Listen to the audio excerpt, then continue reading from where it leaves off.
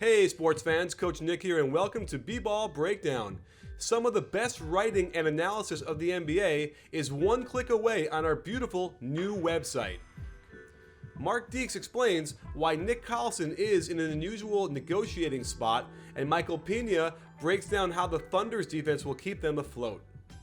If you missed Klay's career night against the Lakers, we broke down just what went wrong with the Lakers defense to allow easy shot after easy shot. It was certainly a stark contrast to Kobe's big third quarter, which featured some of the most difficult shots you're ever going to see. Instead, Klay lets the offense work for him and took advantage of some defensive deficiencies by Wes Johnson. If you don't believe playing for Jim Boeheim in college will hurt your defense in the pros, just watch this breakdown. Klay's first field goal comes off a simple pin down, and let's talk for a moment about proper defensive spacing. If the ball is 2 passes away like it is here, Wes Johnson should be at least another step over towards the ball. The farther your man is from the ball, the farther you can be from your man. As the pin down comes, he should be a step higher than Klay so he can beat him through the gap.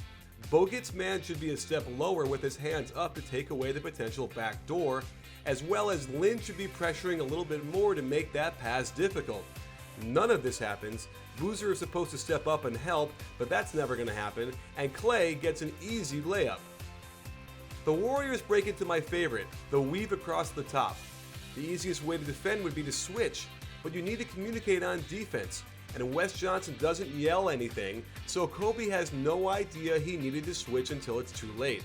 Let's make one thing clear. It's the job of the man getting screened to call out the switch, since he knows if he's not going to make it around that screen. If you let the screener's man call it, more often than not, the cutter's man fights through like he should, and now you got 2 men on the cutter and nobody on the screener. Don't let anybody tell you different. A nice little wrinkle here to have Bogut screened on the pitch, and that's basically a wide open 3-point look. This time, Wes Johnson does a better job defending the weak side pin down, but he just looks like he's running on ice, doesn't he?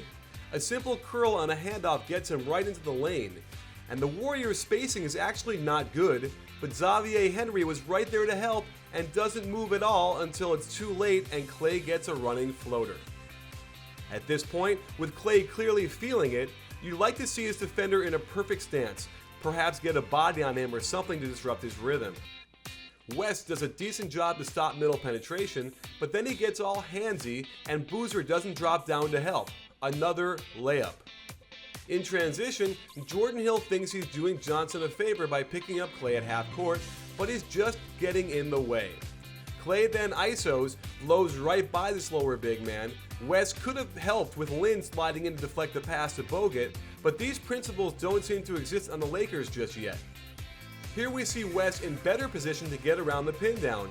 He's an arm's length above him, but this is where Boozer must get his hands up and be one step lower to prevent the backdoor pass. If they give Draymond a quick pass, I'm sure the Lakers wouldn't mind him taking a 17-footer with Boozer running at him. Instead, Curry threads a gorgeous pass and Klay gets another layup. Off of this free throw, Kobe gets caught sleeping. As the only man back, he should have been up to take away this long pass to Klay. The hesitation by Klay shows that Kobe's gotten a little slow, and Klay explodes by him, gets Kobe up in the air, and gets the and one. As the defense gets back, one of their biggest concerns has to be to find Klay. I guess Wes Johnson had enough of Klay, so inexplicably he tells Kobe to pick him up. By the time Kobe gets around Iguodala, this is like a practice shot. With Wes back on Klay, he's too close to him on the weak side. Remember, only Klay knows when he's going to cut.